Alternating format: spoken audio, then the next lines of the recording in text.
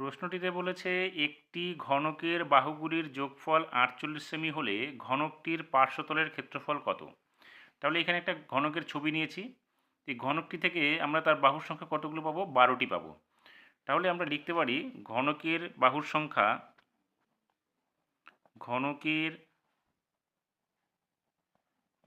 সংখ্যা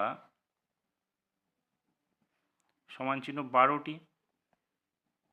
প্রশ্নে বলেছে বাহুগুলির সমষ্টি ৪৮ সেমি। তাহলে আমরা লিখতে পারি সুতরাং ১২ ইন্টু একটি বাহুর দৈর্ঘ্য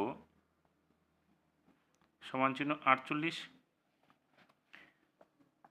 বা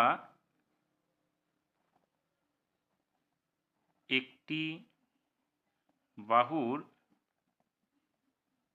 দৈর্ঘ্য সমান কী হবে? ৪৮/১২। এখানে আছে এককটা আছে সেমি, তাহলে এখানে সেমিতে বেরোবে এককটা। তাহলে কত হচ্ছে? ১২ দিয়ে ৪৮কে ভাগ করলে ৪ হবে। তার মানে হচ্ছে একটি বাহুর দৈর্ঘ্য হচ্ছে ৪ সেমি। এবার আমাদের প্রশ্নটিতে চেয়েছে কি? ঘনকটির পার্শ্বতলের ক্ষেত্রফল কত। এখানে কিন্তু সমগ্র তলের ক্ষেত্রফল চায়নি, পার্শ্বতলের। তাহলে আমাদের উপরের তলটা এবং নিচের তলটা বাদ যাবে। তাহলে পার্শ্বতল কটা হচ্ছে আমাদের? ৪টে। ঘনকের সবগুলো তল কটা? ৬টা। তাহলে আমাদের যেহেতু উপরের এবং নিচের তলটা বাদ, তাহলে পার্শ্বতল হচ্ছে ৪টা। তাহলে আমরা ৪টি তলের ক্ষেত্রফল বের করব। তাহলে ঘনকের প্রতিটি তলের ক্ষেত্রফল কি? বাহু স্কয়ার। তার মানে ৪টে তলের ক্ষেত্রফল কী হবে? 4 ইন্টু বাহু স্কয়ার। সেক্ষেত্রে আমরা লিখব সুতরাং ঘনকটির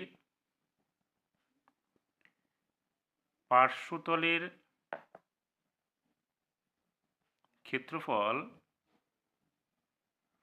সমান চিহ্ন ৪ ইন্টু এ স্কোয়ার। এ বলতে বাহু স্কোয়ার।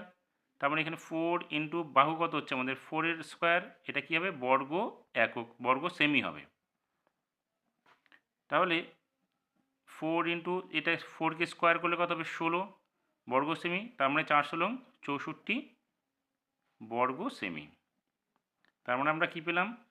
যে ঘনকটির পার্শ্বতলের ক্ষেত্রফল হচ্ছে 64 বর্গ সেমি।